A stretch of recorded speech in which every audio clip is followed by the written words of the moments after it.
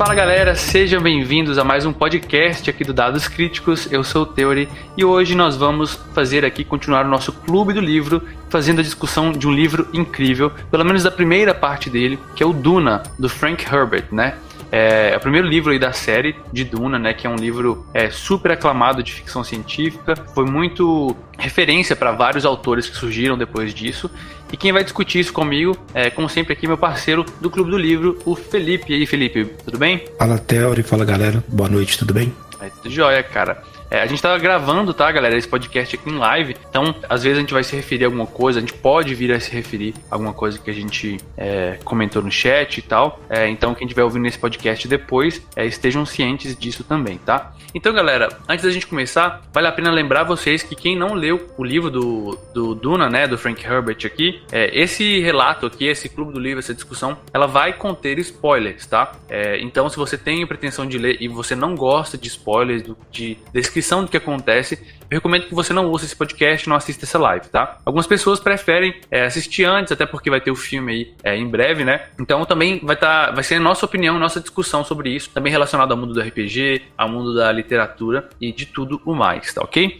Então, o que nós vamos fazer hoje aqui vai ser a discussão da primeira parte, né? O primeiro livro chamado Duna, né? O mesmo nome da série, ele é dividido em 3 partes internas, né? E cada uma dessas partes é conhecida como livros. Então, dentro do primeiro livro, a gente vai ter a primeira parte, que é o livro 1, a segunda parte intermediária, que é o livro 2, e a terceira parte, que é o livro 3. A gente só vai discutir esse primeiro arco dentro do primeiro livro, né, Felipe? Exato.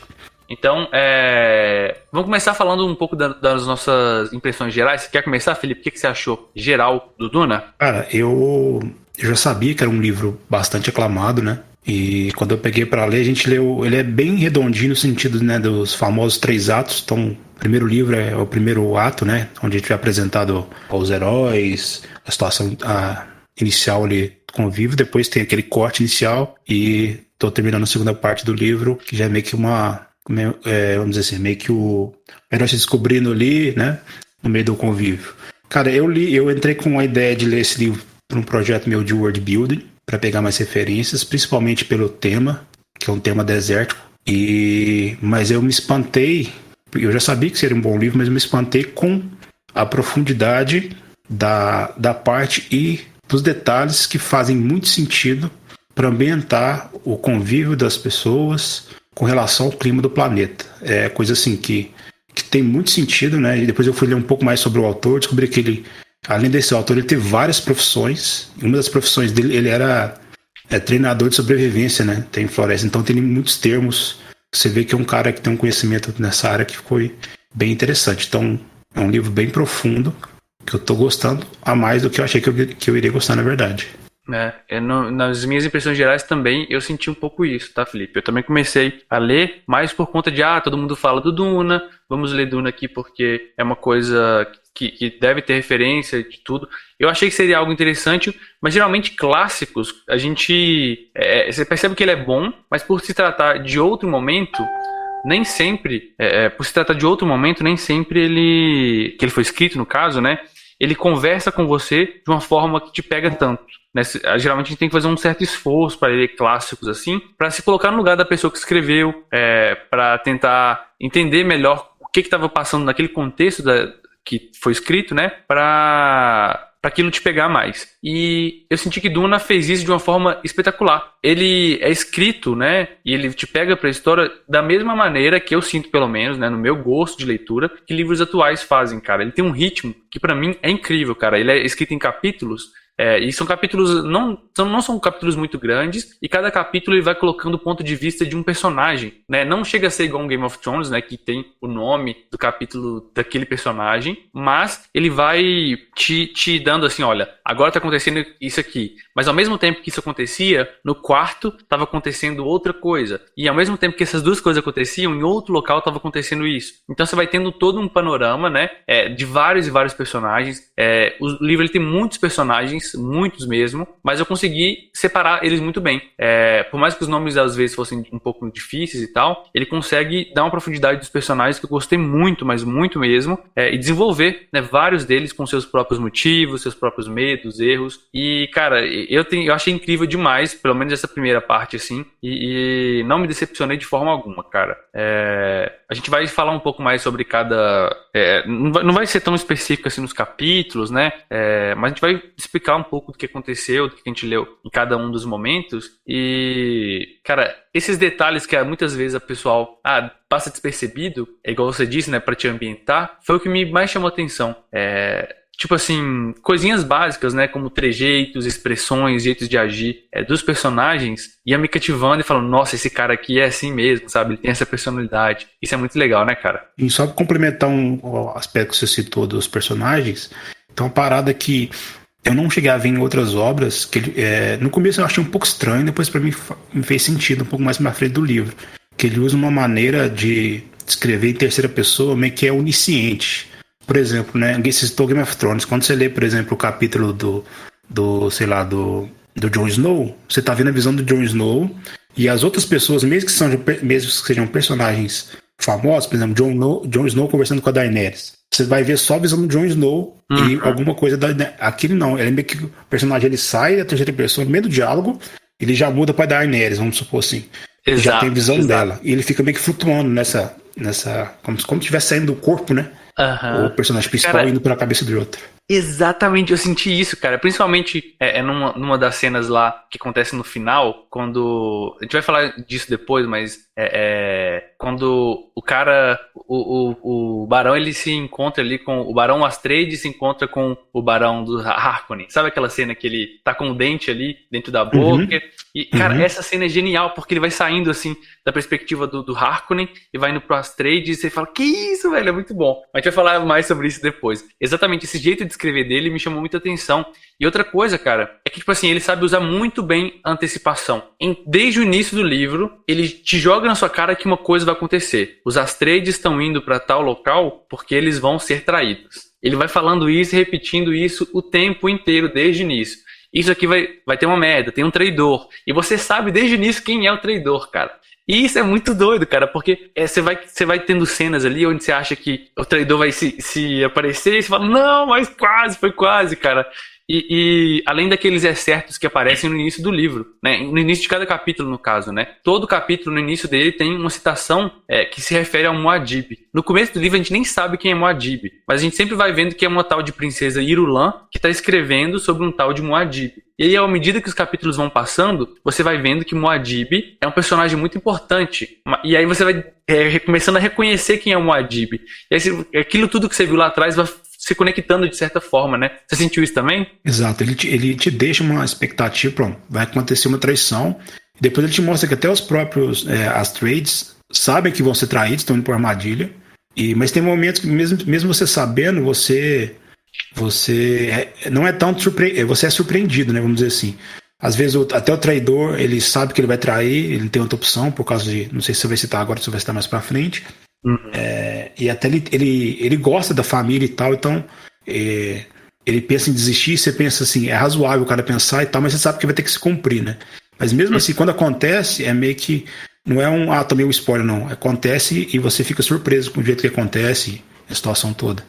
Exato. Eu acho que esse livro, ele é uma demonstração de como o caminho muitas vezes é mais importante do que o destino, vamos colocar assim. O jeito que você constrói a história, você pode ter uma reviravolta incrível, mas se você não souber construir essa reviravolta e preencher esses detalhes, as cenas que vão levar até ela, não faz sentido nenhum, cara. Então ele já começa desse pressuposto, e imagina isso na época, né, cara? Tipo, foi de quanto é o livro, né? Deixa eu dar uma olhada aqui. 1965. Olha aí, cara, em 65, né, você trazer... É lógico que, né, já existiam vários livros clássicos que subvertiam vários clichês e tal, mas dentro da ficção científica não é à toa que esse autor, assim, é colocado como dos clássicos, assim, da ficção científica, né, junto com Asimov ali, né. Ele é considerado o livro de ficção científica mais vendido no mundo. Exato. Até hoje. Muito, muito bacana. O Alastor tá falando aqui no chat, né, que o Among Us foi baseado nisso, né? Você tem uma nave ali, você tem um traidor. Pode ser, pode ter sido, cara, pode ter sido.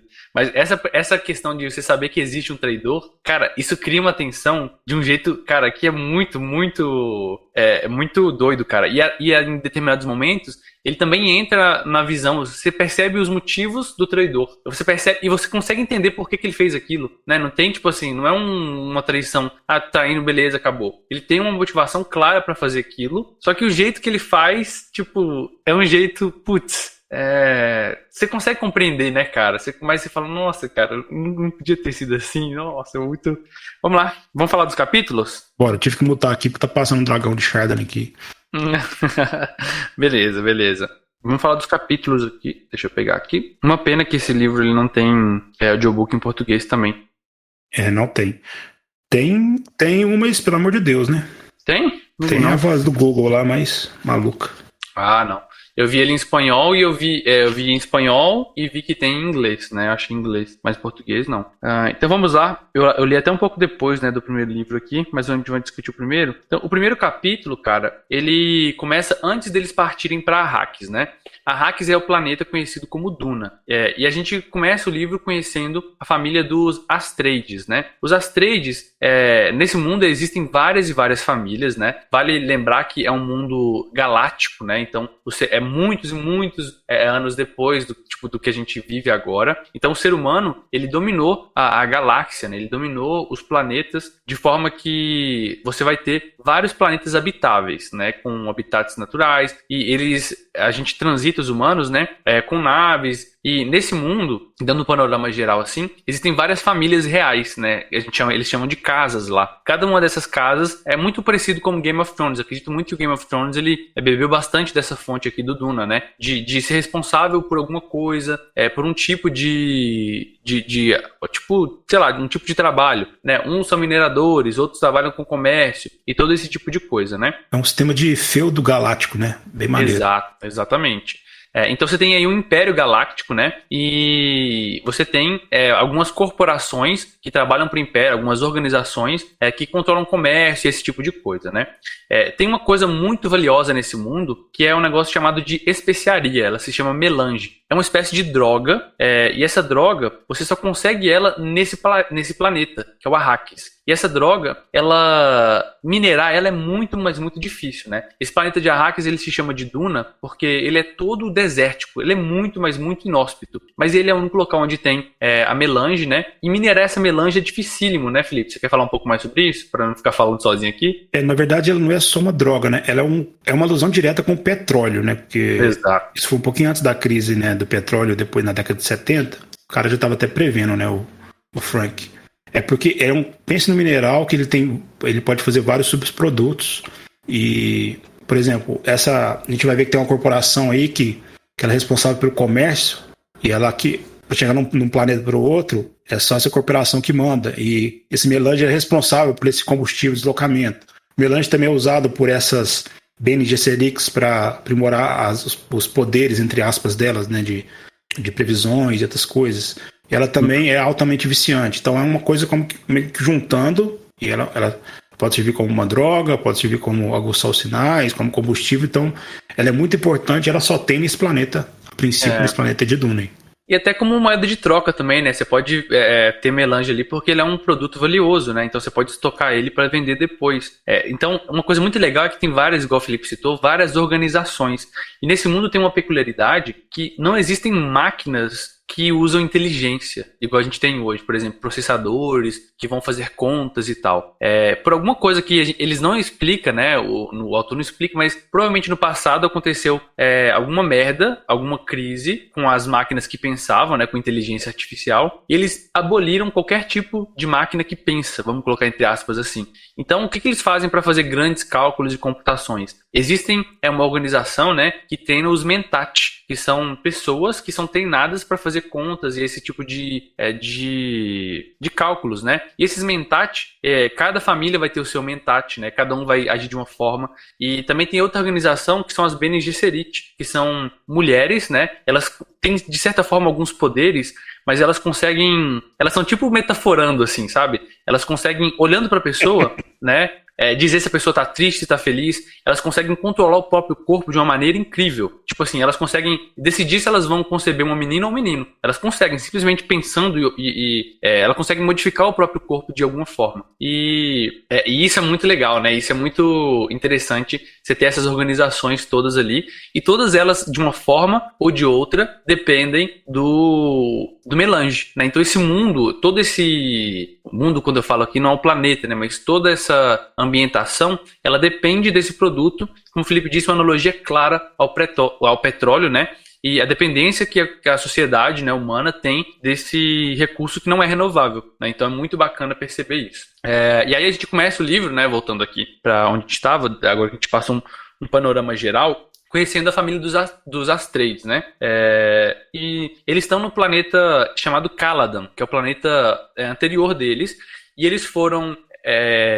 como é que eu vou colocar? Eles foram convidados para ir para Arrakis, porque a antiga família que estava lá, os Harkonnen, né? Os Harkonnen são primo dos Atreides, né? E eles foram convidados pelo Imperador para controlar o planeta de Arrakis a partir de agora. E vocês podem imaginar que os Harkonnen não estão nada felizes com isso, né? E os Atreides, eles estão sabendo que isso, de certa forma, pode ser uma espécie de engodo, né? Para chamar eles para lá, para acabar com eles, né, Felipe? Tem até uma frase que eles falam: quem controla Duna, controla a especiaria. Quem controla a especiaria, controla o universo. Então imagina uma organização, uma casa, né? Para quem assistiu Game of Thrones aí, perder um bem tão precioso como esse. Então já começa com essa treta aí. Uhum. O primeiro capítulo, no caso, né, eu tô vendo aqui, isso que eu tô contando de falar de Caladan é o segundo, né? O primeiro, de fato, eles estão falando dos Harkonnen. Eles estão mostrando uma reunião dos Harkonnen, né, com o Barão Vladimir. E o Barão Vladimir é um cara muito obeso. Ele é, cara, extremamente obeso. Ele é tão obeso que ele não consegue andar. E ele usa algumas coisas contra a gravidade, uns cintos antigravitacionais que fazem com que ele consiga ficar flutuando, né? E ele se movimenta dessa forma. E ele, cara, que vilão arregaçado, né, Felipe? Cara, dá muito ódio desse cara, ao redor do livro. Porque ele tem um Mentat, né? Que o Mentat dele, da família dele, ali da casa dele, é um cara muito mau também. Eles sempre pensam em torturas e vários tipos de coisas. Mas esse barão, o Vladimir, ele parece ser pior ainda. Ele consegue controlar quase o Mentat, né, cara? Isso é muito doido, isso, velho. Você vê todo um jogo os diálogos desse livro são incríveis, né? Tem o Mentat, tem o Vladimir e tem o sobrinho do Vladimir, né? Que é o futuro duque, né? Vai ser tipo isso, o futuro barão. E eles estão conversando ali sobre exatamente esse pedido que o imperador fez, e estão explicando que isso tudo é um plano deles, né, Felipe? Exato. A minha primeira crítica do livro acho que a minha primeira ou a única, talvez, é sobre esse Barão Vladimir. Eu achei que alguns diálogos dele foram colocados quase como um infodump. Eu acho que é a única crítica que eu tenho, porque apesar de você reconhecer que ele é um FDP e tal, parece que alguma coisa ele está explicando para um subordinado, nem só comentar com outras criaturas, explicando um plano. Imagina, sei lá, o Imperador Palpatine parar um Stormtrooper explicando pra ele porque que ele tá construindo a Estrela da Morte. Algumas partes que eu senti que foi isso, entendeu? Mais pra você, como leitor, entender a parada. E achei engraçado que foi só esse cara, os outros não teve. A não ser que no final do livro, tem uma justificativa pra isso, nossa próxima sessão eu venho aqui explicar por... então era isso. Mas eu senti, a única coisa que me pegou um pouquinho foi isso. Eu achei um pouquinho mais de infodump mais pro leitor. Mas o cara é muito mal mesmo, e só essas partezinhas que me incomodou um pouco.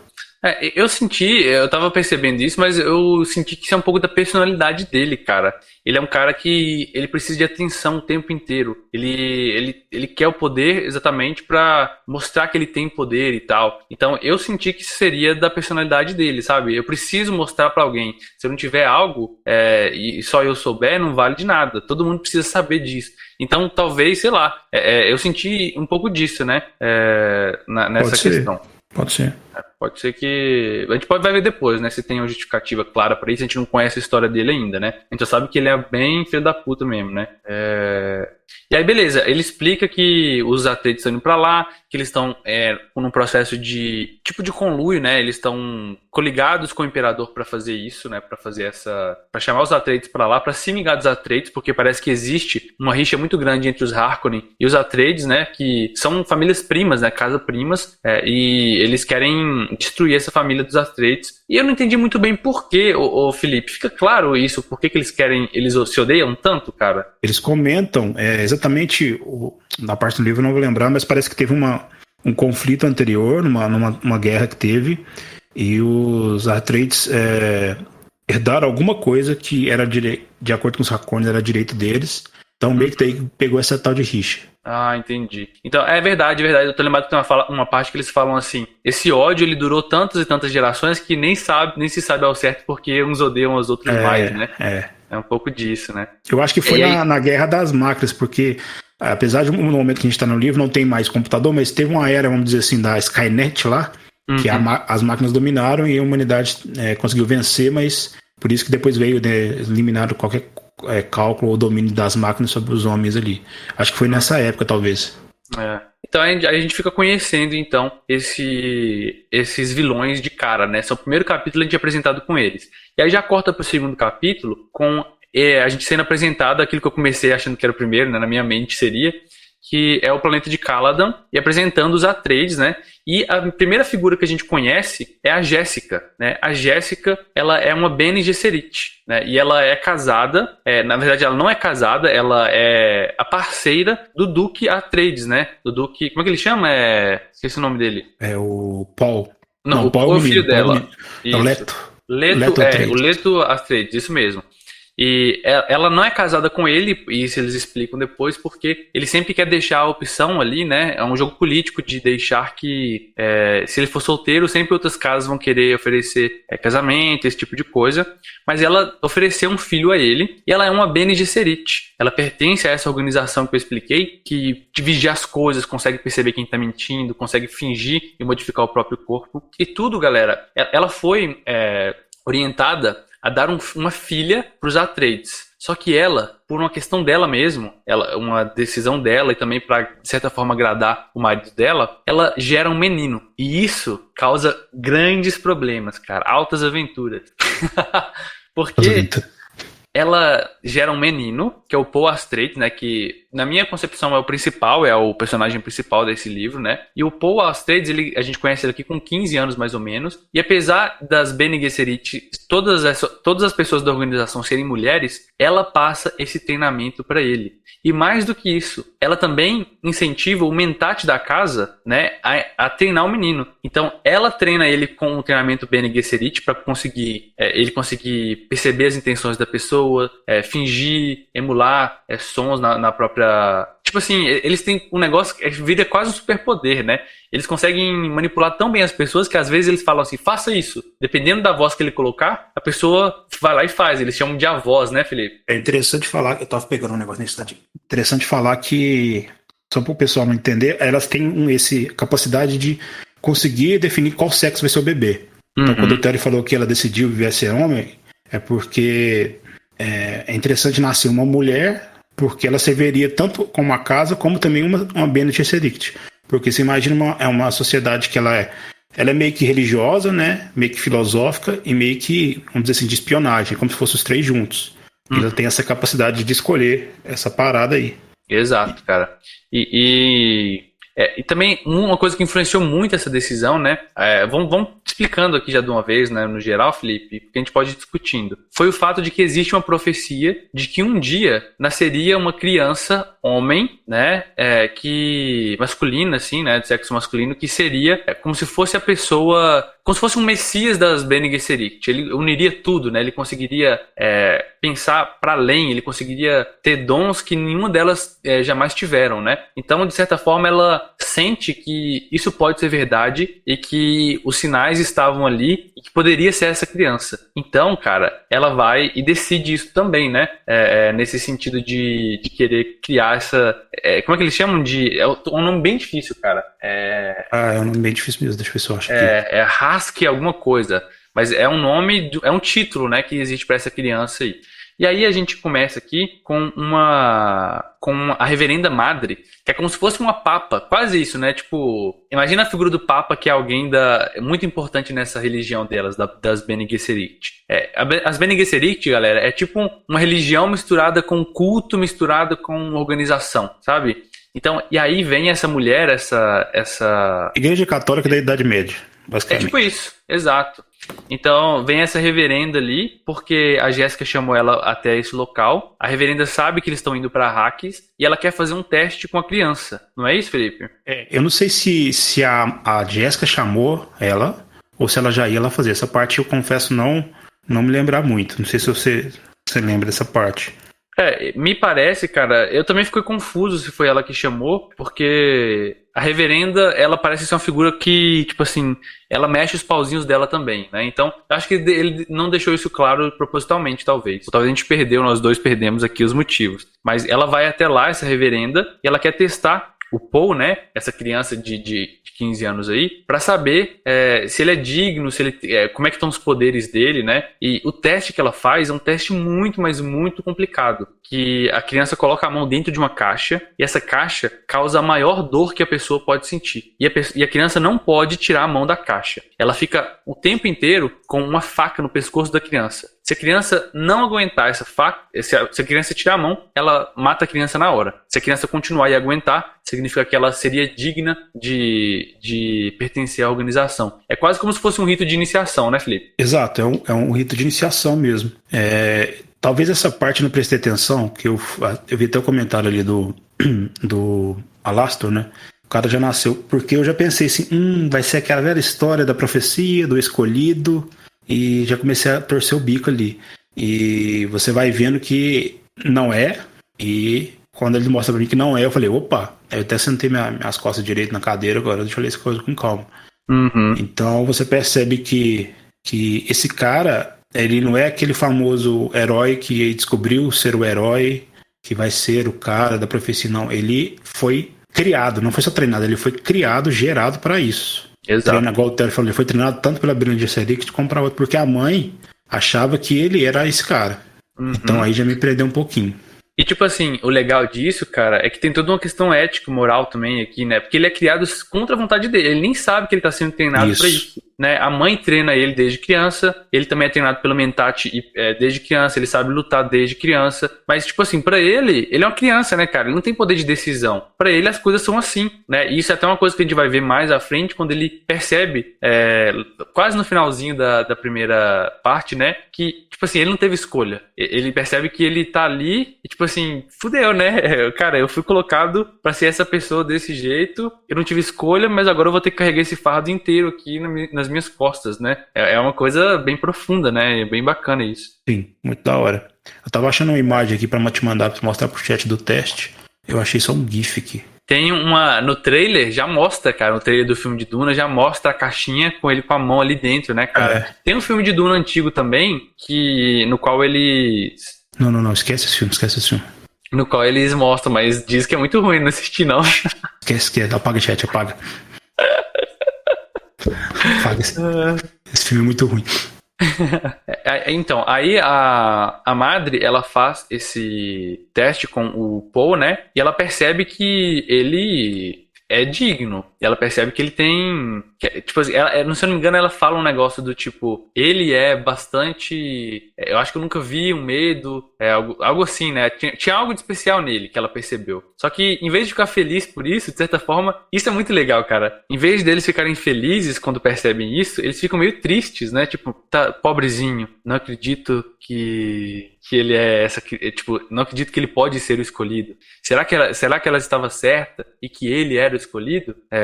Não é escolhido o nome não, tá? Tem outro nome aqui, mas é um pesar, sabe? É um fardo que elas colocam ali e que a gente vai percebendo que não é algo tão bom assim não. E esse capítulo é mais isso, né, Felipe? Era mais fala também de um sonho que ele teve, né? Que ele vai conhecer uma menina. Verdade. Uma menina de olhos claros, né? Que a gente vai entender depois o que são esses olhos claros. E justamente tá esse foreshadowing lá pra frente, né? Que mostra quando ele vai chegar no planeta lá. Ele mostra um pouquinho do treinamento dele. Engraçado que tem um personagem que é muito bom, que ele é um bardo, ele é um guerreiro, né? Exato, cara, O exato. personagem é muito bom. E acho que é esse capítulo aí, depois ele vai até o pai dele. Aí o pai dele acho que é um próximo capítulo. Isso. O Tufi Hawat, né, que é esse personagem, o Hawat, ele é o Mentat. Ele também treina, de certa forma, todos eles, o Bardo, o próprio Hawat, eles treinam o Paul, né? Todos eles têm uma espécie de treinamento. A gente começa a acompanhar o Paul nos treinamentos dele, né, antes de eles saírem para Arrakis. Então ele treina com o Hawat, com o Mentat, e a gente percebe que o treino dele é mais para apresentar o personagem do Hawat, o que é o Mentat, como ele treina o menino, né? Depois a gente vai ter esse outro personagem que é essa espécie de bardo, né? E esse bardo, ele vai ensinando e vai dando dicas sobre músicas e sobre como... a própria batalha em si, né? É muito bacana isso também. A gente também conhece o Dr. Yue, que a gente é apresentado a ele como sendo traidor, né? É. O Dr. Yue, ele é de uma organização de pessoas que vieram do Império e que foram condicionadas a sempre serem leais. Então ninguém nunca desconfia dele, cara. Ninguém nunca desconfia dele. Porque ele é condicionado a sempre servir. Ele, tipo assim, ele é como se a vida dele fosse tipo a vida do Paul, desde pequeno sendo condicionado para servir e para tratar bem aqueles a qual ele foi designado. E por motivos pessoais do Dr. Yue, né, ele era casado com uma Bene Gesserit, né, que eles chamam de Wana. E essa Wana foi capturada pelos Harkonnen. E ele fez um acordo com os Harkonnen de que se ele entregasse e traísse os Atreides, né, os Astreides ali, eles entregariam de volta a Wana dele. Ele não sabe, ele acredita bastante que a Wana já está morta, mas mesmo assim ele aceita o acordo, né, Felipe? Isso. Eu não sabia que essa condição que você falou, que eles eram... Desculpa, minha dicção também é horrível. Eu não sabia que eles eram condicionados a ser leais, não. Isso faz muito mais sentido pra mim agora. Uhum. Eu não Eles falam, atenção eles nisso. falam, eles falam na parte que tá falando do capítulo dele, ele tá tendo uma conversa com a Jessica, né, que é a mãe dele ali. Ela fala bastante do condicionamento, de como é a organização deles ali, e de que ele é uma espécie de doutor, né? Então existe essa organização, eu esqueci o nome dela, mas é como se fossem médicos para servir as casas, né? Lá no Game of Thrones tem aqueles contadores de histórias que são, como é que eles chamam, Felipe? Aqueles que vão para o o Sam vira? Os mestres. Os mestres, isso. É como se fossem os mestres, cara. Game of Thrones eu percebo que tem muita influência disso aqui, cara. Muito, mas muito mesmo. Martin, que barco histórias dos outros, que isso? Velho. Então, esse cara, ele, de certa forma, isso pra ele era tão forte, mas tão forte que ele conseguiu quebrar esse condicionamento, né? Até porque a esposa dele era uma Bene Gesserit. E sendo a esposa dele uma Bene Gesserit, ela ensinou a ele a como controlar o corpo, né? E por isso que ele, cara, só era possível que ele fizesse uma coisa dessas, né? Porque nenhuma outra pessoa dessa organização de médicos aí, né, de doutores, teria a capacidade que ele tem por ter treinado com a Bene Gesserit, né? E além disso, ter todo esse ódio envolvido que faz com que a capacidade mental dele ficasse um pouco comprometida, né? Então ele conseguisse tomar decisões mais na base da emoção do que da razão. Cara, vendo você falar faz muito mais sentido, porque eu não sei se porque esse personagem eu sabia que já seria o traidor, eu meio que excluí da minha mente, então não prestei atenção muito nos capítulos das partes dele, mas esses detalhes são importantes, porque parece que vai construindo, né, esse background desse personagem, ele deixa ele mais verossímil, assim. E eu não tinha prestado atenção nisso, ainda bem que você tá falando. Exato, é por isso que, tipo assim, eu consegui entender as motivações dele. Por isso que eu achei que ficou verossímil, né? Porque, pô, passando por tudo que ele passou, os Harkonnen, galera, eles são colocados como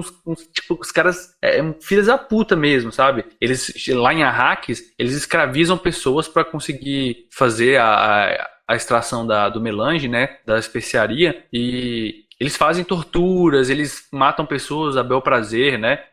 Escravizam, são escravagistas. Então, eles pegaram essa mulher do Dr. Yue aí, né? Provavelmente como uma maneira de usar isso depois, sabe? Porque ele trabalhava para os Atreides, né? Então faz todo sentido, na minha concepção, dele ter traído, né? E deles nunca desconfiarem dele, porque ele tinha um condicionamento, né? Algo que era confiável de gerações e gerações, nunca tinha sido quebrado. E beleza, então a gente conhece essas figuras aí que treinam o Paul.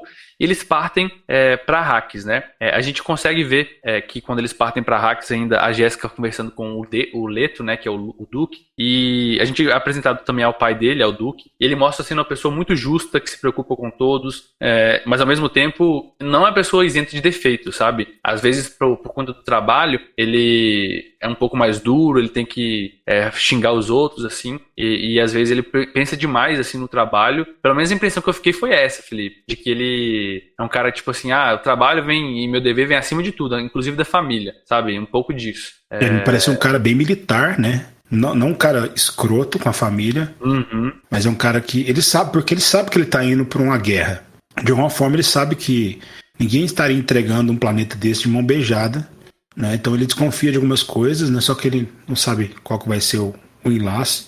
Então ele tá tendo que levar a família, e então imagina a preocupação de você, sei lá, vamos supor na guerra do Iraque, você pegar sua família e tomando uma base lá e ficar meio que no epicentro da guerra inteira. Então imagina a preocupação desse cara também e liderar todas as coisas. Então ele é um cara que tem muitas preocupações. A situação dele, ele é um personagem que me pareceu muito com o Ned Stark. Já que a gente tá fazendo essas comparações óbvias aí. Exato, cara, exato. Também senti exatamente isso, cara. Muito bom mesmo. Que tá indo pro fogo lá, teve que aceitar a parada, teve que aceitar virar a mão do rei. E se eu comparei com o Ned Stark, eu dei um spoiler pra galera aí, né? Exato. É isso que eu tô pensando aqui agora. Caramba, cara, exatamente. Cara, quanto mais eu discuto isso, Felipe, mais parece que Game of Thrones é tipo Duna, velho. É Duna numa skin medieval. Vou fazer igual o Tucano fez no Nerdcast de Guerra das Rosas aí. Te peguei, Martin. Tipo isso, né, cara? E aí, galera, a gente percebe que eles estão se preparando para essa viagem para Arrakis, né, para Duna. E nos próximos capítulos a gente não vê a viagem, a gente não entende como ela é. A gente só vê o Dr. Yue, né, passando por uma bíblia alguma coisa, uma bíblia católica laranja, que é uma organização que existe lá nesse mundo, né? Ele passa essa bíblia pro Paul, né, como uma maneira dele de não levantar. É uma jogada dele de não... Como é que eu vou colocar? De deixar o menino quieto, ter algo que fazer, mas ao mesmo tempo de não se comprometer com sei lá, é uma jogada dele. Eu entendi que isso aí foi uma jogada dele pra, tipo assim, deixa o menino entretido aqui pra não ter muito problema, sabe? Enquanto a gente tá viajando. Mas aí, cara, tem uma passagem que eu achei muito bacana, que o menino abre o livro, né, que não é um livro comum de papel, é um livro, tipo, um Kindle galáctico, é tipo isso, né, Felipe? Você viu lá ele falando? Verdade, Kindle galáctico. É tipo isso, cara. E aí ele abre uma passagem exatamente da passagem que a Wanna, a ex-mulher dele, gostava de ler. E, cara, nesse momento, ele quase conta o segredo, né? Ele deixa quase vazar, né? Em vários momentos do livro, o Dr. Yue quase deixa vazar que ele é o traidor, né, cara? Ele age ali ele dá umas pistas, assim, de que ele tá nervoso, né, e tal. É porque ele gosta da família, né? Ele vê no Leto um bom governante, ele vê no Paul um sucessor mais... que pode ser melhor ainda que o pai. O mal que tá passando na moto. O sucessor que pode ser melhor que o pai. Então, mas é aquela coisa, você vai escolher entre os caras que você serve ou a sua família. É complicado.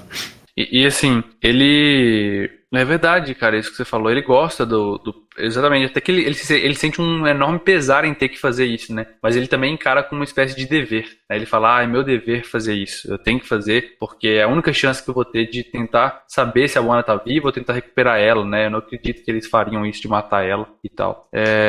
Depois disso, então...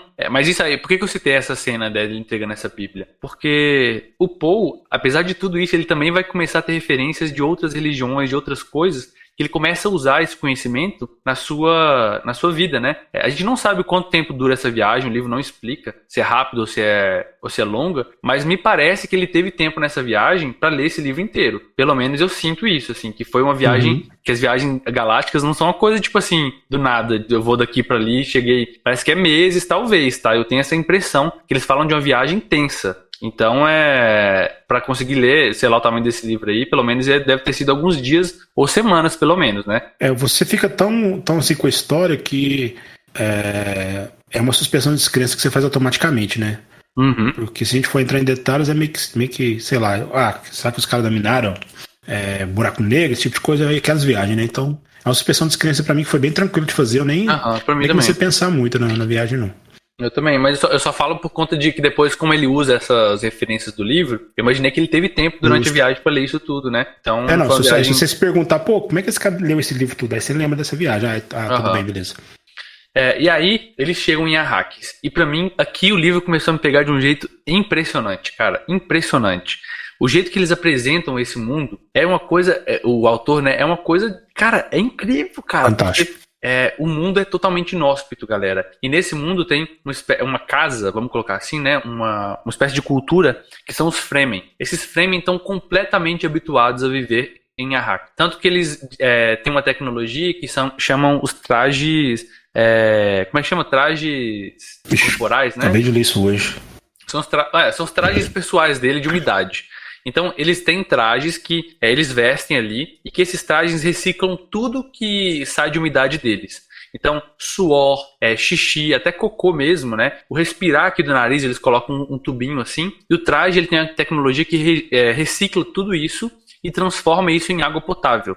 Então, eles dizem que no final de um dia, se você estiver usando o traje apropriadamente, você não perde mais do que um dedal de umidade do seu corpo. E nesse mundo é tão inóspito, mas tão inóspito, que tudo pra eles pensam em questão de umidade, cara. Tem duas cenas que pra mim foram incríveis, Felipe. Duas cenas incríveis, que uma, vou colocar elas fora de ordem aqui, só para exemplificar um pouco disso da construção, de como a água é importante para esse povo, para esse mundo, né? E como esses estrangeiros, esses forasteiros, começam a perceber isso nos hábitos, né? Uma primeira cena é quando na frente da casa eles estão olhando para a rua e tem, como eles são uma casa rica, né, duques e tal, tem palmeiras crescendo na frente da casa, né? E as pessoas da rua passam olhando para as palmeiras.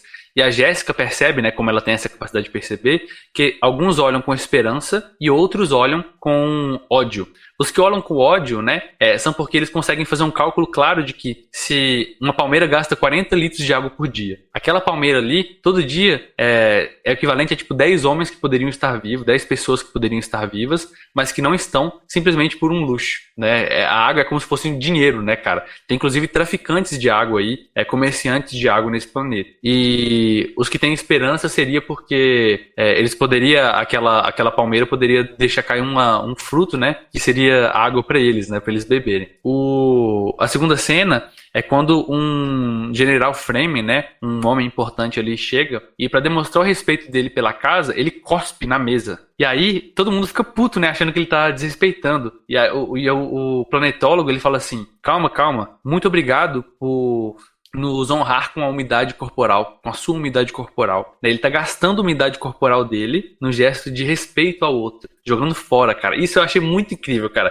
São coisas pequenininhas, mas que as cenas em si vão te criando uma ambientação, cara, muito, muito forte, cara, muito forte. Parece que esse povo realmente existe, né? É exatamente esses pontos que me chamou a atenção do livro também. E como eu já vim com esse viés de pegar, então, trazendo até um pouquinho pro nosso convívio de RPG aí, pessoal que cria o mundo. Você vai criar algumas coisas, o que faz aquela coisa ser vera semelhança não é a aventura vai ser no desertão, mas vai ser as poucas coisas, tipo assim, beleza, você começa a fazer pergunta, mas como é que as plantas vão crescer? Vão ter plantas? Então essas coisas que o Theo tá falando a Laça até zoou, credo, mas você imagina, Laça, você tá no deserto do Saara, convivendo, você não tem água ou nada, mas você sabe que você é feito 70% de água.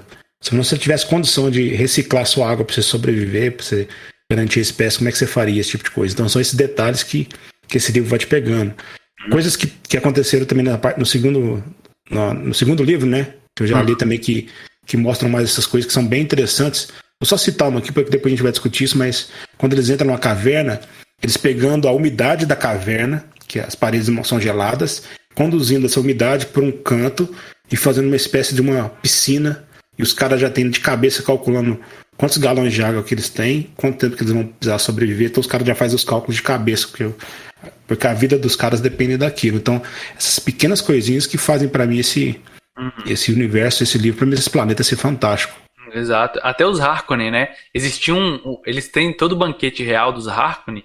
Eles tinham costume que os convidados lavavam as mãos em água, secavam as mãos em toalhas molhadas E eles jogavam essas toalhas molhadas pros mendigos, cara. E olha como é que esse cara é filha da puta, né, velho? Todo mundo morrendo de sede, esse cara jogando água fora, assim. Então você vai, meu Deus, cara, isso vai te ajudando também a criar esse clima e entender construção de personagem, como que uma família age, como que a outra age também, né? Muito bacana isso. Não, eu ia comentar em cima desse comentário que você fez da toalha, que quando o Leto fala que não vai ter mais isso, a criada faz uma cara assim de puta, por quê?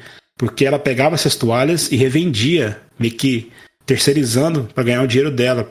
E ela não ia poder fazer mais isso. Então, ou seja, até o detalhe da água ele serve para dar uma brasileirada na parada, né? Então, esses detalhes assim que dão mais coisas, muito da hora. Uhum. Senti isso, né? E aí, assim, uma coisa importante, quando eles chegam lá, o Paul, né, essa criança, algumas pessoas começam a chamar ele de... Como é que é o nome que eles chamam? Cara, eu não vou achar aqui, mas tem um título que eles chamam ele, porque existe uma profecia em Arrakis que um dia, né, essa profecia tem milhares de anos. Um dia chegará uma criança escolhida que vai liderar os Fremen, todos os Fremen para a liberdade, né, vai libertar eles. Seria tipo isso, né, tirar desse sofrimento que eles vivem ali. E eles chamam o Paul, né, desse título, porque na profecia a criança é filha ela é nobre, né, e ela é filha de uma Bene Gesserit. E é a mesma coisa do Paul, né, cara? E aí, eu também, cara, é muito genial, cara, porque assim que chega na casa, a Jéssica, né, a mãe do Paul, ela vai ser recebida por uma criada que é Fremen. E essa criada Fremen começa a fazer uma espécie de teste com ela. Ela percebe isso na frase, né, como ela consegue ler as emoções e gestos das pessoas, ela percebe que essa criada está tentando testar ela, falando de profecias, falando de várias coisas. E aí ela consegue reconhecer nas frases dessa mulher ali, né, essa personagem ali criada, que existem profecias e costumes das próprias Bene Gesserit no meio das frases. Ela está citando coisas das Bene Gesserit. E aí ela começa a fazer toda uma história, de que ela faz as teorias dela, de que há muitos e muitos tempos atrás, uma Bene Gesserit foi enviada para esse planeta, né? A gente acaba descobrindo isso, né? E ela foi implantando essas teorias ali, nesse povo. Para um dia, caso alguém precisasse, outra Bene Gesserit precisasse, elas pudessem usar. É exatamente isso que acontece. Então, percebe como a organização das Bene Gesserit é uma organização, como o próprio Felipe falou, quase como se fosse uma igreja católica medieval, sabe? Eles estão preparando o terreno ali para, tipo assim, para os próximos que virão, sabe?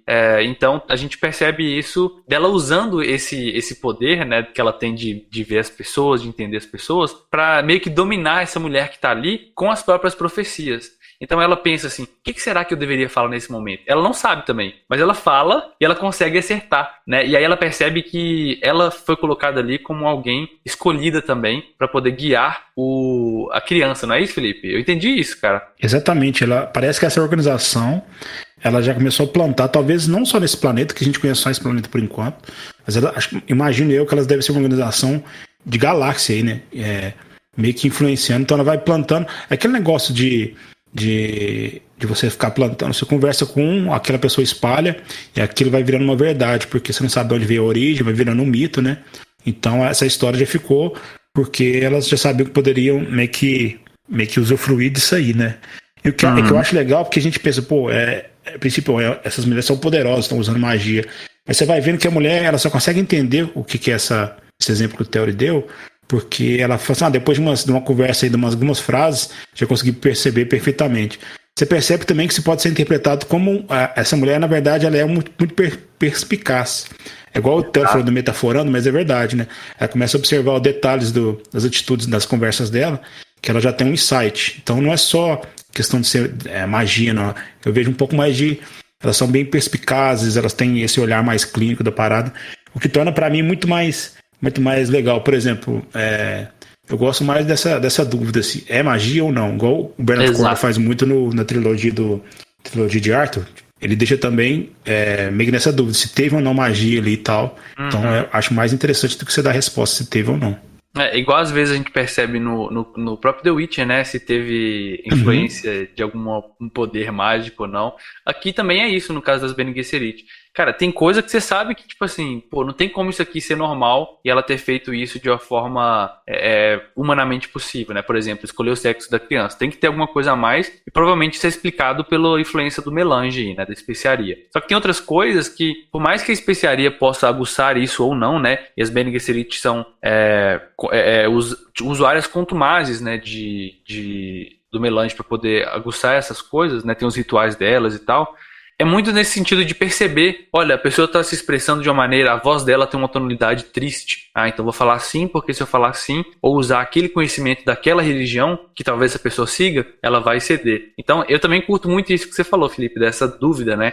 De sempre saber se é magia ou não. A própria voz, né, que ela fala, que ela chama de voz lá, né, que é tipo um comando, né? Magia comando no D&D. A gente não sabe se é um poder ou se é um jeito, tipo assim, muito perspicaz, né? E tipo assim, só quem é muito treinado consegue fazer, de entender o que vai influenciar a pessoa ou não. O jeito de influenciar, como que vai influenciar, sabe? Me parece mais ser isso do que uma magia, simplesmente eu falo e a parada dá certo, sabe? Sim. Eu acho que a droga, né? O melange aí, eles chamam poucas vezes de melange, né? Eles chamam mais de especiaria. Especiaria. Eu acredito que ele serviu pra aguçar. É como se fosse, né? Sei lá, como você toma muito cafeína, você fica acordadão, ligadão. Eu acho que é mais ou menos isso. Eles aguçam alguns sentidos e talvez nela despertaram mais essa percepção, esse insight aí, igual o Alastor falou ali. Outra coisa que eu esqueci de mencionar dos Fremen, Felipe, é que a especiaria em Arrakis, galera, ela tá em todos os lugares. Né? Mesmo em pequenas quantidades, até no ar ela está ali. E os Fremen, eles vivem nesse planeta desde sempre, né? Então, tem um efeito que a especiaria causa nas pessoas, que ela deixa o olho, né? O olho da pessoa azul. Não só a bolinha do olho, mas a parte que é branca também fica azul da pessoa. Então os Fremen, eles têm esse olho azul, né? E é característico deles, né, Felipe? E aí eles meio que se tornam dependentes da especiaria o tempo inteiro. Porque se eles ficarem sem, vão ter uma crise de abstinência, né? Não colocam muito que é isso, mas parece que, tipo assim, eles precisam disso o tempo inteiro, né? Exato. Deixa eu entender isso. Deixa eu entender. E aí, beleza, a gente começa a ter vários capítulos aí da gente conhecendo esse mundo, né, de ambientação. Mas já quando eles estão conhecendo a casa, o Paul tá ali dormindo, né, e ele quase é morto por uma espécie de robozinho, um drone, que tentou assassinar ele na cama. Mas por um acaso ele levantou na hora ali para tentar explorar o local e ele consegue se salvar. E aí eles percebem que esse local vai ser muito mais difícil de viver do que o normal, né? A gente começa a perceber que o Paul não é um menino bobinho, né? Apesar dele parecer ser meio inocente no início do livro, ele não é bobinho, cara. Ele tem, tipo assim, ele tem várias percepções, ele consegue usar os poderes das Bene Gesserit. Não tanto quanto a mãe, mas ele consegue usar assim, pensar rápido. Ele sabe lutar muito bem, né? E pensar rápido também, porque ele foi treinado pelo Mentat e pelo Bardo lá também, né? Da luta. E ele consegue se salvar. E aí, depois o que acontece? Não tô lembrado, não? Depois dessa parte. Eu tenho o que você achou dessa cena do robô? Porque eu achei que ela seria alguma coisa ligada até a própria traição do cara, mas ela serviu para demonstrar que nessas partes do Paul aí, mas eu não vi uma trama ligada à traição, não. Eu não consegui entender se foi uma forma do cara despistar a guarda da casa, eu acho que não. Agora pensando nessa cena isolada, não vi muito sentido se foi fora para demonstrar a parada do Paul, não. Então, o que eu percebo, você viu que depois a Bene Gesserit anterior, né, que tava, parece que ela era ligada aos Harkonnen de alguma forma.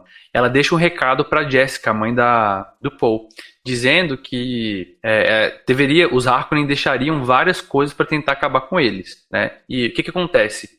Isso aí, pelo que eu entendi, a minha percepção foi que ele precisava deixar alguém ali para tentar fazer alguma coisa para desviar a atenção do verdadeiro traidor. Porque aí eles ficariam olhando para fora e pesquisando em coisas tipo assim, vai ter algo de fora, vai ter uma influência externa, enquanto o plano inteiro estava do lado interno, junto com o Dr. Yue. Pelo menos eu entendi dessa forma, porque foi o que nessa mensagem dessa Bene Gesserit pra Jessica, eu entendi que ela falou isso, ó. Cuidado, eles deixaram aqui, tem um traidor entre vocês. É nesse momento que eles ficam sabendo do traidor, né? Que essa Bene Gesserit fala. Porque se eles não soubessem disso, né? Isso eles ficariam o tempo inteiro. Pensa bem, eles não sabiam que tinha um traidor ainda. se eles chegassem nesse lugar e essa Bene Gesserit não tivesse dado esse recado, eles ficariam procurando, tipo assim, não pensando que alguém tá pensando em trair ou não. Eles ficariam procurando falhas na segurança, os escudos, tentar aumentar os escudos ali pra poder ninguém entrar. Então eu senti um pouco disso, cara, de um engodo, assim, uma distração. Eu não tava lembrando do que tava escrito naquele bilhete que deixou. Pode ser também que depois disso, que contou pro Leto, ele quis fazer um jogo em cima do jogo, né? Assim, vamos deixar eles acreditando que seja a Jéssica que seja a culpada, e a gente acredita que seja a Jéssica, e não conta pra ela, né? Então causou meio que uma discórdia interna ali. Não sei se a Bene Gesserit teve um insight em cima do insight ainda. Pode ser que sim, porque elas, né? E é verdade. Dividir a casa interna pra depois o cara ter mais tranquilidade de fazer. Talvez, pode ser que o próprio recado tenha sido algo pra desestabilizar. Tem um traidor entre vocês. Nossa, cara, mas aí teria sido muito complexo, velho. Tipo assim, eu vou te avisar do meu plano pra você achar que tem um plano, aí você vai achar que não tem, mas na verdade tem mesmo. Porque tipo... eu acho que no capítulo 1, aqui o Barão Vladimir ele fala alguma coisa disso, o mentate deles vai se confiar que tem um plano. A gente tem que pensar nisso em cima. Então, tem que reler aquele capítulo. Verdade. É verdade, cara. Nossa, é verdade, cara. É verdade. Mas aí, a partir desse momento, eles ficam sabendo que tem um traidor, né? E aí eles passam a desconfiar da Jéssica, porque eles nunca desconfiariam do Dr. Yue, né? Eles até chegam e falam, Dr. Yue não, ele é condicionado, pô. Você é louco. E aí, o Barão, o Leto sabe que não foi a Jéssica. Exato. Em nenhum momento ele desconfiou. Tanto que ele até fala pro Poe, né? Se acontecer alguma coisa comigo, fala pra sua mãe que eu nunca desconfiei de verdade. Tá? Foi tudo um engodo. Eu queria só que os outros ficassem achando que era isso pra destabilizar, né? Mas aí, eu não tô lembrado muito bem o que acontece depois. Eu lembro que aí fica nisso um tempo, né? E nesses conflitos internos, tentando achar quem é o traidor. Você tem algumas cenas de relação da Jéssica com o Poe, né? Explicando o que vai acontecer, o que pode acontecer. Você tem cenas do próprio pai do Poe com ele, né? O Leto com o Poe ali, explicando que ele é o dever dele, que eles deviam estar fazendo ali aquilo mesmo. É a cena que eles vão passear no planeta e veem pela primeira vez o verme lá. Nossa, essa cena é muito foda. Que aí você fala, o Leto é foda, velho. É nesse momento que você percebe que ele é fodão, né, velho? Quer contar essa cena pra nós aí? Como é que foi? Bom, eu vou tentar lembrar. Eles vão... O Leto vai fazer aquela caminhada, né, famosa caminhada de nobre para ver suas terras, né? Porque eles estão extraindo esse minério, e é engraçado que é uma máquina, como se fosse um túnel, nesses túneis que fazem pontes submersas na Europa ali, aqueles, não sei se vocês já chegaram a ver, né? Basicamente aquele ali, e eles já têm um plano para que quando esses bichos aparecerem, porque né, imagina a galera que joga D&D aí, Purple Worm, né? Eu vou até me zoar aí, querer casar um Purple Worm sozinho. Mas imagina um Purple Worm seria uma minhoquinha perto desses bichos, vamos dizer assim. São bichos gigantescos. Eles parecem também, né? Eu não falei isso, mas eles parecem também ser viciados nesse melange, né? Aham. Porque eles estão sempre ligados. Talvez até eles produzam. Eu acho que eles têm algo ligado à produção do melange. Também porque acho. Em determinado momento, nesse capítulo, é que eles falam bastante desse ecossistema, né? Eles fazem essa visita junto com um planetólogo. Um planetólogo que não gosta. Esse planetólogo é um órgão, um agente do governo, do Império, né? E ele não gosta muito dos Harkonnen, nem dos Astreites, nem de ninguém. É ele que tá. Tipo assim, ele tá ali pra fiscalizar a mudança, né? Até tem um título de agente da mudança, né? Uhum. E esse cara, ele vai falando, ele vai explicando e... tipo assim, não fica muito claro. Mas eu acho que ele, talvez o Purple Worm... ele fala, né? O Purple Worm, o verme, né? Verme púrpura. Eles falam que acabar com os vermes seria muito prejudicial. Mas o Poe percebe alguma coisa que talvez estivesse ligado, né? A gente percebe isso nesse momento, nessa cena, né? Isso. Então eles têm essa mineradora aí e fica um monte de naves em voltas, né? Porque... se precisar perceber sinal desses vermes vindo, eles meio que levam ela pra cima e tiram do lugar, né? Então fica naves pra vigiar isso, naves pra distrair, né? Então o Leto chega lá, né? Bate um rádio, fala com a galera aí, galera suave e tal, não sei o que, tô aqui, vocês estão trabalhando bem. Aí acontece a cena do verme aparecer, a princípio tudo ok, os caras vão meio que distrair o verme, mas uma das naves que ia distrair some. E aí foi então que a gente vê um pouquinho da ação do Leto e como né, nobre, como líder, né, ele tira algumas situações importantes ali, ajuda a salvar alguns reféns e pega uma moralzinha com a galera dali, né? principalmente com o planetólogo, né? Que nesse momento, né? O tempo inteiro, o planetólogo, se eu não me engano, ele é um Fremen, né? Ele faz parte desse... É isso mesmo, não é? Que ele é um nativo Fremen, se eu não me engano. E nativo Fremen. Ele não gosta tanto, assim, ele não é muito chegado aos forasteiros. Mas nesse momento, no final do capítulo, ele fala, tipo assim, gostei desse Duque, cara. Decidi gostar dele, ele é bacana, ele abandona. Cara, os vermes, só pra vocês terem noção, galera, eles falam de espécimes pequenas de 400 metros de comprimento. Então, é um negócio gigantesco, cara. Eles falam, tipo assim, de quilômetros, tem vermes que medem quilômetros, né, Felipe?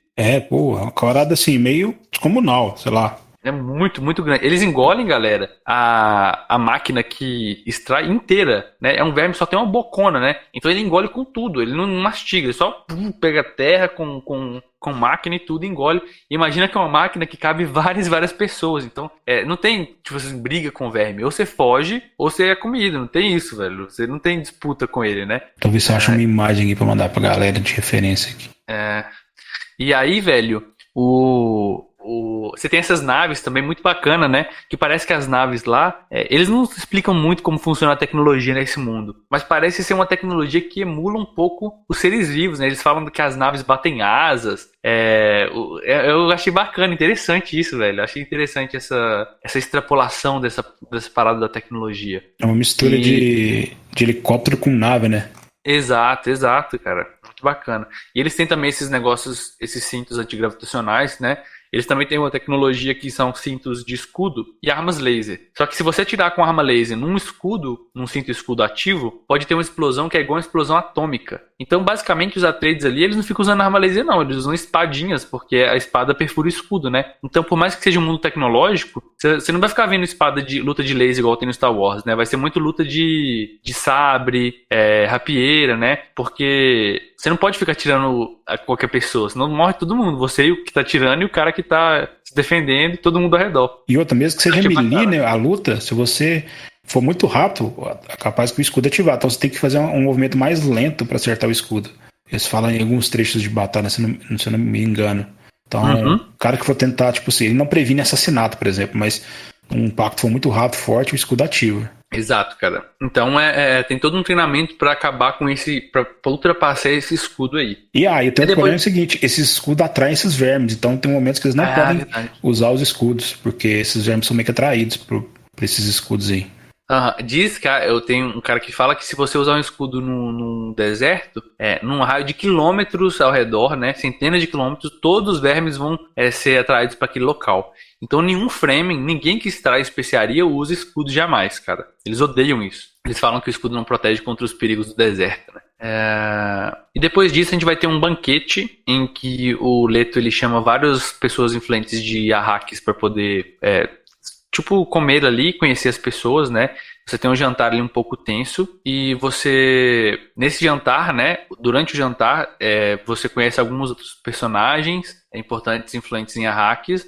Mas o que mais chama atenção é que no meio do jantar o Leto tem que sair, porque eles descobrem alguma coisa muito importante, o perigo dele, eles estão em perigo. E aí o Paul fica ali como sendo o anfitrião por um momento, né? E os ânimos se exaltam de certa forma durante o jantar, principalmente com um comerciante de água que vive ali em Arrakis, né, Felipe? Tem algo a mais nessa cena que chamou sua atenção? Nessa cena? Cara, nesse capítulo é uma cena meio padrãozinha pra... vai ter um cara pra discordar, pra gente ver um pouquinho do Paul como líder, né? Como decisões ali. Acho que é isso. E depois disso a gente entra numa parte bem tensa, né? Que entra de fato a parte da traição. Não é isso? Não é já nessa parte? Eu acho que sim. Acho que já é o próximo capítulo, se eu não me engano, né? Isso. O que acontece, galera? Você mostra que ele saiu naquele momento porque eles descobriram que tinha alguma coisa dentro de uma caverna, né? Armas laser estavam sendo contrabandeadas para dentro de Arrakis. E todas as armas estavam sendo... como é que é? Armas nucleares. Armas nucleares, exatamente. Estavam sendo contrabandeadas e estavam escondidas em uma caverna, não era isso? Em Minas? Na verdade, é que eles acharam um antigo depósito que era do Barão e o Duque queria pegar para ele. Porque, não, isso é do Barão, não sei o que. Não, mas o Barão não tá aqui. O Barão não, o Imperador. Eu achei que... Ele queria tentar achar esse hangar, né, e meio que dominar ele ali. E aí ele manda as tropas pra esse hangar que é meio que subterrâneo, né? E o que acontece, galera? Nesse momento ele mandou as tropas, ele ficou meio que desprotegido ali e ele recebe uma carta de um Fremen dizendo que é tipo assim uma profecia, né? Você vai morrer, é um negócio assim, não tô lembrado da frase não, mas é quando o sol nascer você vai estar morto, uma parada assim. Ele não entende muito bem, já que tem fora, né? Não era isso, tipo um negócio, um mensageiro meio profético? Cara, confesso que essa cena eu não lembro, Tori. Ele tá, tipo, do lado de fora vendo o amanhecer em Arrakis e ele fala assim, nossa, que cena linda. E de repente ele recebe um bilhetinho. Tá, é um sinal como se fosse um código Morse, né, com as luzes, não é? Não, ele vê umas luzes, mas depois chega um carinha e entrega um bilhete pra ele, pô.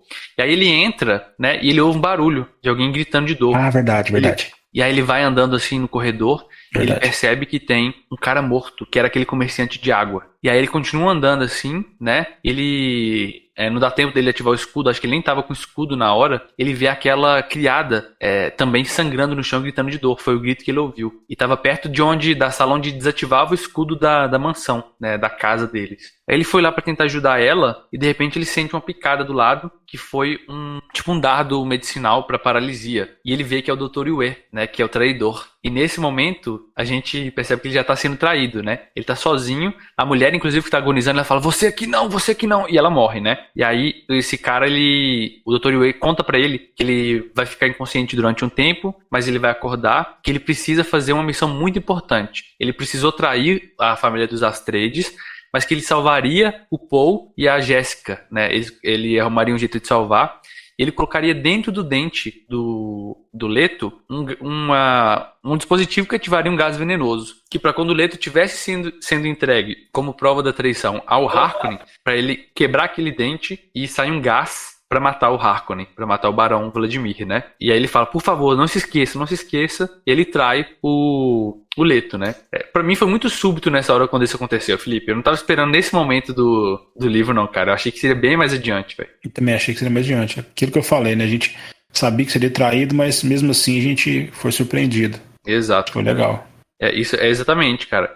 E aí realmente acontece a traição.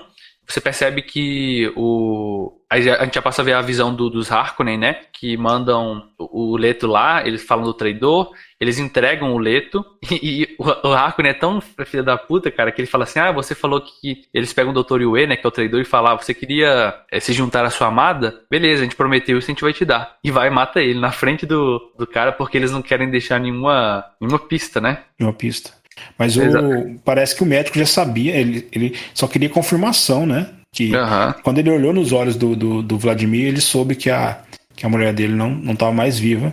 Uhum. Então aí acho que ele já sabia o destino dele e estava contente com o destino dele. Ele fala que o Harkonnen ainda não tinha vencido, cara. Tá ficando muito confuso, cara, do jeito que eu tô explicando. Porque eu organizo as coisas na minha mente aqui, mas talvez não tá numa ordem muito certa. Tá certo. Da ordem até o capítulo tá aí. Uhum. Depois disso, cara, a gente vê o Leto, eles matam lá. Quem mata, na verdade, é o Mentat. Eu esqueci o nome do Mentat dos Harkonnen. Mas ele é um cara muito mau que ele queria a Jéssica pra ele, né? Só que aí o Harkonnen, o Vladimir, ele fala assim, olha, você pode escolher a Jéssica ou você pode ser o barão daqui. Eu te dei essas duas opções. Porque eu imagino que você queria a Jéssica, seu Mentat maldito, só pra mostrar que você tem poder. Mas o que você prefere? Ter poder de verdade ou mostrar que você tem poder? Você pode ser o Duque de Arrakis. O Harkonnen o Vladimir já estava pensando em usar o Mentat para uma alavanca pro sobrinho dele, para fazer todo mundo em Arrakis odiar o Mentat, para depois colocar o sobrinho dele como um salvador. Ele enganou, ó, pra você ver tanto que esse cara é filho da puta. Ele ia enganar esse Mentat, esse doidão aí, porque o sobrinho dele ia ser governado, mas esse sobrinho ele é meio carnificina. Ele é mais músculo e mais ódio do que cérebro. Uhum. Ia fazer a população odiar esse cara, porque na verdade ele tinha um outro sobrinho menor de idade, que ele queria mandar como salvador desse povo, entendeu? Então ele ia mandar um cara para ser odiado, depois mandar um cara para salvar, mesmo tendo poder na família. Exato. E manter ali na ordem entre os Harkonnen, né? E aí é isso, né? A gente começa a ver a perspectiva, nesse momento que eu falei daquela cena lá no início, né? A gente tá vendo a perspectiva dos Harkonnen, do nada ele troca pra perspectiva do Leto, né? Do Atreides ali que não tá entendendo nada, ele já tá meio groggy assim, e aí você vai lendo o livro, vai dando essa sensação de, meu Deus, ele tem que voltar a si. E aí, essa parte assim, que tipo assim, eu achei que foi muito... Pra mim foi quase um Deus Ex Machina, velho. Tipo assim, eu senti um pouco de... velho, que conveniente, velho. Putz. O que que tirou a parada? Porque, tipo assim, nesse momento, o Leto, ele aciona o gás, né? O gás mortífero e todo mundo morre. Só que na cena, na descrição da cena, isso ficou bem descrito. O Vladimir, ele ficava indo e voltando. Ele tá descrevendo isso o tempo inteiro. Na hora que ele se afastou, foi que o Leto usou o gás. Então, basicamente, quase todo mundo ali que estava na sala morreu. Todo mundo, pra ser sincero, exceto o Vladimir, né? Que conseguiu ativar o escudo a tempo. Então, tipo assim, putz, que conveniente. Eu fiquei meio decepcionado nessa parte. Putz, que conveniente que só o Vladimir não morreu, né? Eu entendo o motivo, né? Mas pra mim, por exemplo, pra mim teria sido menos frustrante se o tempo inteiro ele tivesse ficado de longe, sabe? Teria demonstrado mais inteligência dele, teria demonstrado mais... Tipo assim, sei lá, cara, eu tô falando aqui, mas isso é opinião pessoal, sabe? Tipo, Não, concordo com você.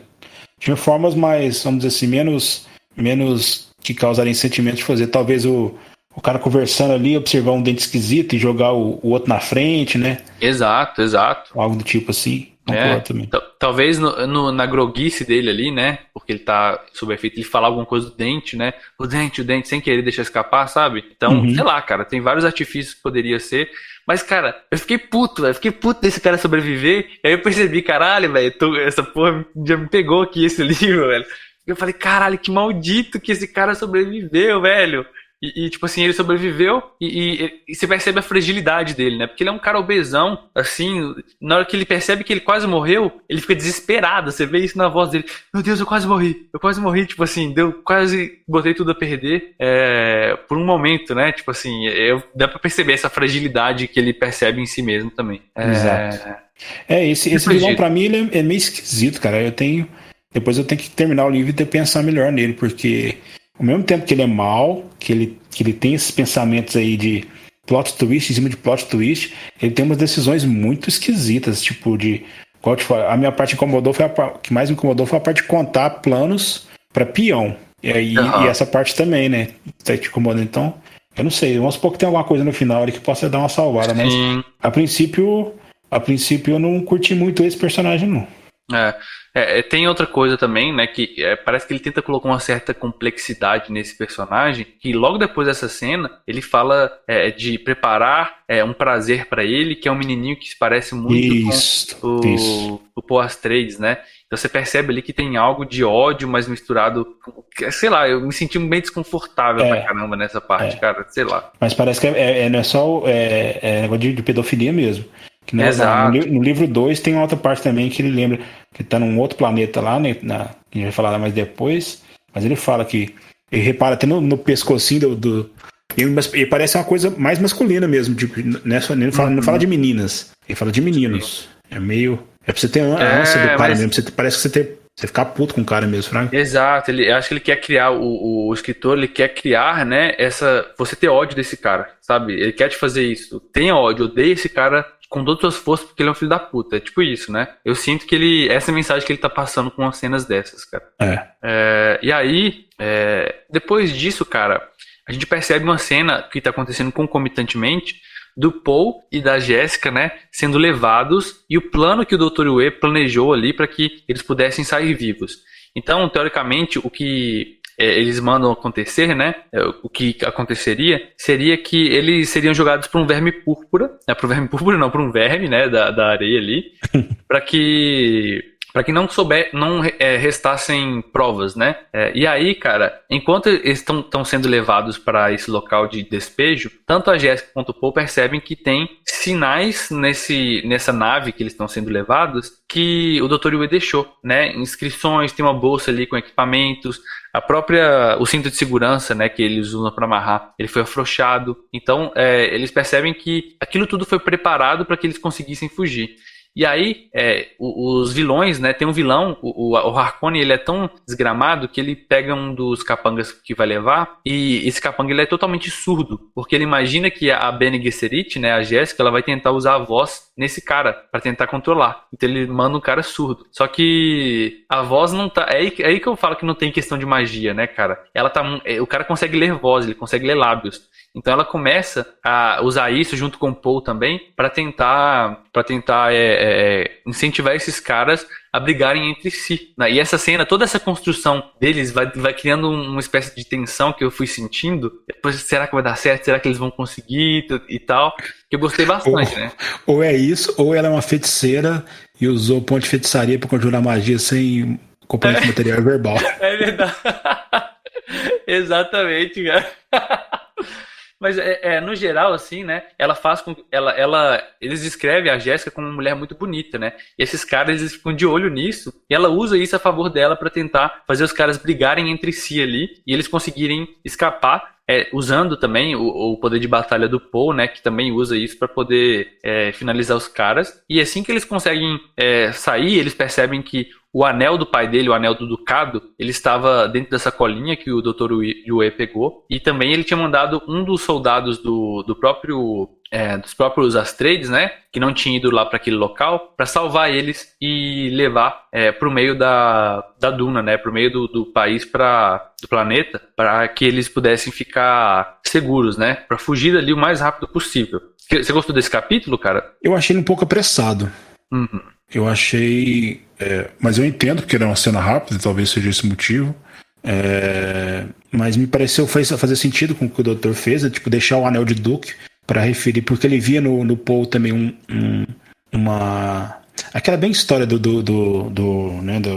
herói de mil faces, né? O herói se renasce como um herói melhor na sua cria, no seu filho, né? Então ele via no Paul alguém que poderia ser melhor que o Leto. Então ele já passou ali que esse anel tem um símbolo muito forte, eu acho, ali talvez pro doutor ali. Então eu achei interessante a fuga dele e ter preocupado com essa parte do anel. Tanto até que eles falam, né? Vocês acharam o corpo, né? Cadê o anel do Duque? Antes do Duque morrer lá na cena dos Harkonnen, né? Essa parte que me chamou mais atenção ali. E aí, isso do renascimento que você falou, a gente vê no próximo capítulo, né? Que é muito... Exato. Esse renascimento do Paul. Depois da morte, que ele fica percebendo que o pai dele morreu, é como se o Paul se tornasse um adulto imediatamente. Exato. Sabe? Você vai sentindo essa mudança nas falas dele, nas atitudes dele ali. Você percebe como ele tá processando isso tudo e como é aquele momento moral, ético, né, que eu tinha falado lá antes. Ele percebe que ele não sentiu, ele tá sentindo triste, mas ele não consegue chorar. Ele percebe todas as emoções dentro do corpo dele, ele consegue controlar isso. Ele tem vontade de sentir ódio, de gritar, mas ele fala, agora não é o momento. E ele consegue controlar. Ele fica frustrado por isso. Eu sinto que, tipo assim, tem um negócio dentro dele que fala, meu Deus, eu não deveria ser capaz de conseguir fazer isso que eu tô fazendo. E aí, isso começa a despertar nele um tanto de emoções e sentimentos que fazem com que as capacidades mentais dele, que ele treinou durante tanto tempo, tanto do Harkonnen, tanto das Bene Gesserit, quanto dos Mentat, florescessem, né? E aí, tem uma cena muito bacana, né, que ele dentro da cabana junto com a mãe dele, fugindo ali, ele tem o primeiro insight Mentat, né? Porque os Mentats, quando eles estão pesquisando e pensando em todas as possibilidades, eles entram numa espécie de transe, né? Então eles entram ali, pensam em todas as possibilidades que podem acontecer, e depois eles voltam a si. E tem essa descrição do Paul vendo todas as pessoas e todas as variáveis e todas as possibilidades, e de repente ele volta a si, quase como se tivesse um superpoder. Ele fala assim, eu vi o que pode acontecer daqui a 2 anos. Tipo um negócio assim, né? Todas as possibilidades, tudo que eu tenho que fazer, tudo que tem que acontecer. Aí ele fala, a gente tem que ir pra tal lugar. E aí, tipo assim, ele percebe também que a mãe dele tá grávida de outra menina.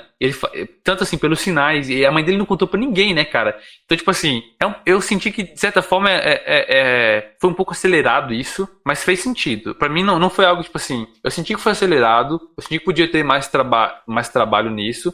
Eu gostei da cena, mas eu senti que foi muito rápido o que aconteceu, sabe? Não sei se você sentiu isso também.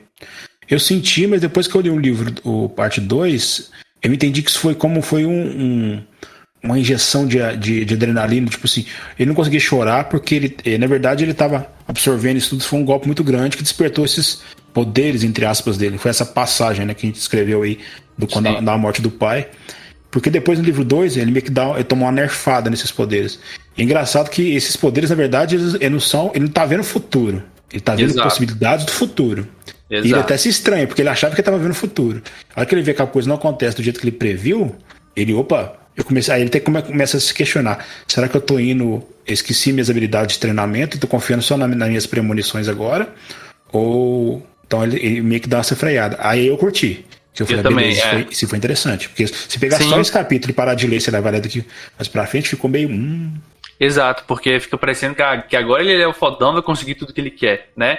Mas isso é muito legal porque nos coloca, leitores, dentro da perspectiva dele, sabe? Tipo assim, nesse momento, né, o Paul, ele tava pensando isso. Cara, eu despertei aqui, eu não sou escolhido, mas eu sou quase como se fosse, sabe? Eu tenho superpoderes quase. A mãe dele se espanta com ele também. Mas quando ele começa a cair na real e vê que o mundo é diferente, sabe? E que é muito mais do que ele pensava, isso assim que me chamou muita atenção. Porque você vai descobrindo isso junto com ele, né? E essa descoberta junto com ele é que eu acho legal, sabe? Putz, então, por mais que a leitura ela seja onisciente, vamos colocar assim, a descrição ela seja de uma forma onisciente, ainda assim ela é uma perspectiva. Deu pra entender isso? Tipo assim, é uma perspectiva dele naquele momento. É um recorte, né? Muito legal, cara. Muito legal mesmo. E eu acho que foi nesse momento que primeira parte acaba, né? A primeira parte acaba, né? E aí a gente descobre, né? Lógico que a gente já tinha várias pistas, mas a gente descobre que aqueles excertos que estavam no início de cada capítulo, né? Que falavam do Muad'Dib, né? O Muad'Dib, excertos da leitura de Muad'Dib, a infância do Muad'Dib. Então a gente já sabia que o Muad'Dib poderia ser o Paul, né? Muito provavelmente era o Paul. A gente descobre de fato, porque o próprio Paul fala isso, né? Ele constata que, tipo assim, eles me chamam de Muad'Dib, eles vão me chamar do seu salvador, né? Então, Muad'Dib é esse nome que eles dão pra essa pessoa que veio pelo menos é o que a gente acha nesse momento, né? Pra esse salvador, né, Felipe? Muad'Dib é o nome de uma espécie de um ratinho que tem aí na região, né? Se fosse um roedor, não sei qual é o nome que eles dão, parece que eles chamam alguém que sobrevive no deserto e tem umas habilidades assim, então eles chamaram esse herói de Muad'Dib. Referências também à cultura que os caras têm no planeta, achei bem interessante, tá legal. Exato. Marsupial, o Teseu falou ali. Teseu mandou.